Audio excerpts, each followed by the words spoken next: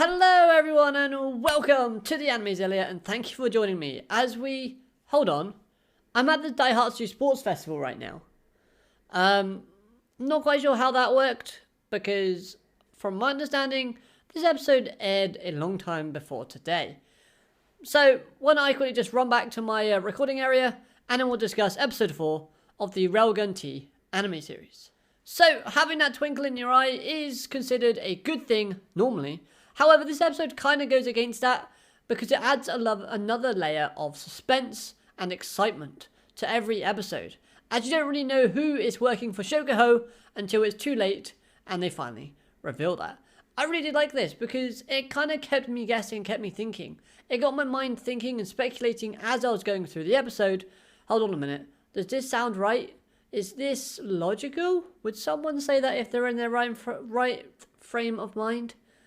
And when an episode gets me to do that and gets me involved and invested in the episode like that, then I know it's a good one. And all round, it was pretty decent. This episode is one of those, though, that felt really short. And not a lot happened, yet a lot did happen. It was a good build-up episode, and it has some very good techniques used in the episode that helped make it that much more enjoyable.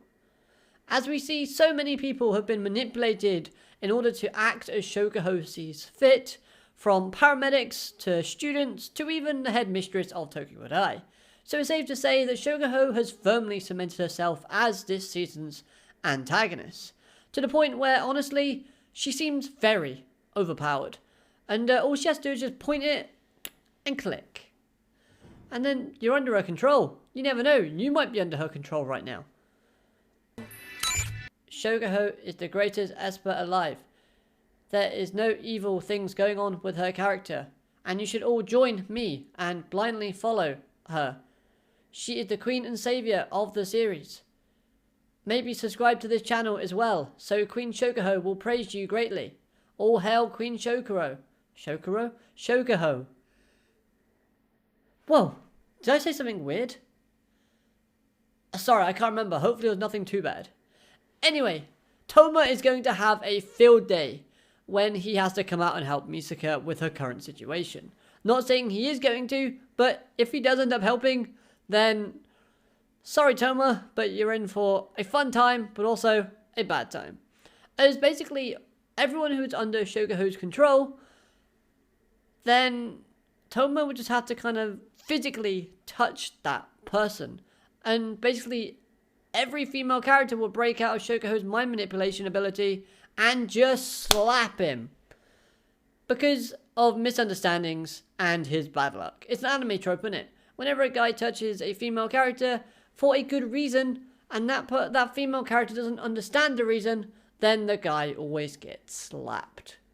I mean, knowing Toma, you probably would just have to touch their little finger or something, but it would end up being something a lot more dramatic. But at the same time, it still could be a fun situation if that does play out. I know Toma does play a role in this season.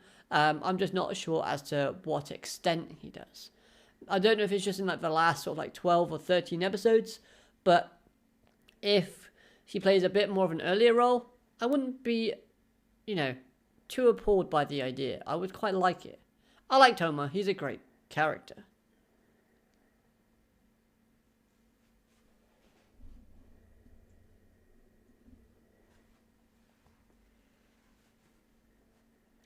We see the return of sneaky Misaka as she starts to investigate the missing sister.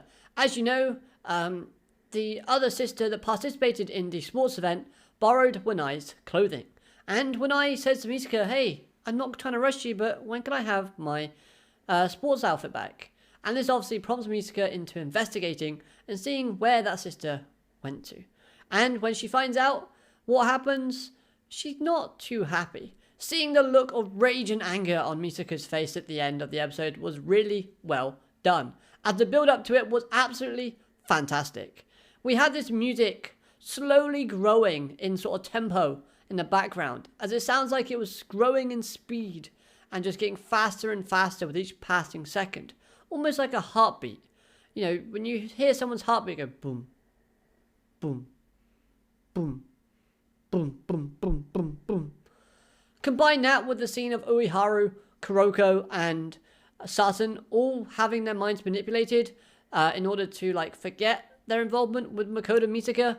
This sets it off in a pure set of rage. She is angry, and I just love the way they handled this part of the episode because it was realistic. It was a well set up and thought out bit, and the sound effects, like I've said, really helped make this scene all that more impactful and memorable. Although, I would have thought just messing around with the sisters would have been enough to cause Misaka to kind of go out in a rage. However, as a cliffhangers go, this episode had a really exciting one, and I'm glad they went the route that they did.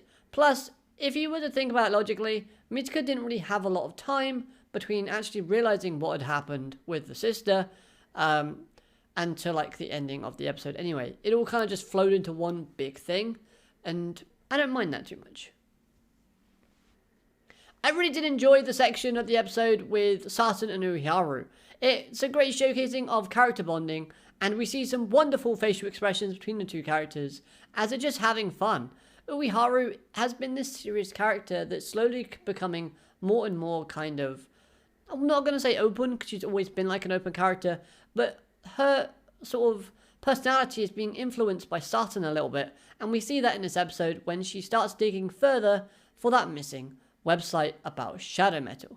And this, of course, ties in with the main story because it appears that shadow metal is something that is going to be explored later on in the season, as the main antagonists of the group also have their eyes set on that. Okay, so real quick, while I was editing this video, I had a flash of inspiration.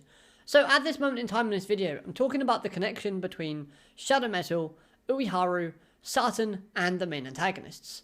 Now, what if the main antagonists wanted as the end goal to have Saturn, Ueharu, and Kuroko? And as we know in this episode, that does in fact happen. So, could it be possible? Would it be out of the realms of possibility if Shokoho and her butler created that website purely based on their information of Saturn's personality? They knew that Saturn would sniff out that website because she's the only one that saw that website. That's something that just kind of felt a little bit off to me personally. No one else could find it, it was taken down, and they probably thought that Ueharu would have the ability, because they'll be slightly kind of informed about her ability a little bit. So they would have kind of had a guess that she would be able to trace it back, thus making it so that they have confirmed, without technically asking them, if they are the people that they are technically after. Does that kind of make sense? So basically they would use like this elaborate plan that they currently have to verify whether or not they had Makoto Misaka's 3 friends without Shokoho basically being there. They want to be 100% positive that those 2 characters, Saturn and Ueharu, are who they meant to be, because they're not in the same school as Shirai and Misaka. So obviously the information would be a little bit limited for those characters, but at the same time it would play into Shokoho's plan. Now, you might be thinking, this is a bit too elaborate. Why would any antagonist go to this length? Well, actually, it's not that elaborate, it's just a bit flashy. And Shokoho's character, for me, looks like the character that would be flashy and want to basically put a stamp on all of her planning. And so everyone basically knows that it was her that did it. And this kind of just reeks of that, if I'm honest. Anyway, that's just my thoughts. Flash of inspiration. Back to normal video. Overall, this episode was really intense, and I really did enjoy that aspect of it. A lot of world building and plot development was given in this episode. They build up on some characters as well, and some relationships. I thought that was pretty good, and very well handled. Hopefully the actions and the twists keep on coming as we go through the series, and ultimately get towards the end. However, I want to know your thoughts on this episode down in the comment section below. What did you think? Like this video if you did. Subscribe if you're new so you never miss a video from me, and you'll also get more index related content, whether that's Accelerator, Index, Railgun, Facts, Light Novels, What Ifs. I do loads of things. Go check them out. They'll be linked at the end of this video, maybe on the screen here somewhere. Why not? You got nothing to lose, and maybe a lot of entertainment value to be gained. Other than that though, I hope you have a great day, and just stay safe, enjoy yourself, and have fun. I've been James, and don't really end my videos like this, but alligator, matane. Goodbye.